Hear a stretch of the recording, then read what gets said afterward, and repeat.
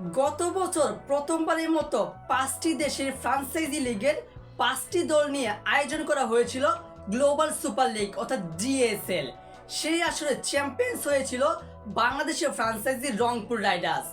আবার নতুন করে 2025 গ্লোবাল সুপার লিগ শুরু হচ্ছে, যেখানে বাংলাদেশ থেকে অংশগ্রহণ করেছে রংপুর রাইডার্সেই।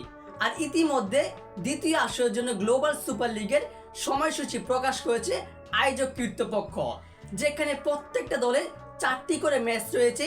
উদ্বোধন হবে 10ই জুলাই এবং ফাইনাল ম্যাচ অনুষ্ঠিত হবে 18ই জুলাই। সো দর্শক, আমরা এক নজরে দেখে নিব রংপুর রাইডার্সের প্রত্যেকটা দলের প্রতিপক্ষ দল এবং সময়সূচি। যে 5টি দল অংশগ্রহণ করেছে: রংপুর রাইডার্স, গায়ানা অ্যামাজন ওয়ারিস, হোবার্ট হেরিকেন, দুবাই ক্যাপিটালস ও সেন্ট্রাল স্টগস। বাংলাদেশের ফ্রাঞ্চাইজি এবং বর্তমান চ্যাম্পিয়ন দল রংপুর রাইডার্সের প্রথম ম্যাচ 10ই জুলাই গায়ানা অ্যামাজন ওয়ারিসের বিপক্ষে রাত 8টায়। দ্বিতীয় ম্যাচ 13ই জুলাই হোবার্ট হেরিকেনের বিপক্ষে ভোর 5টায়।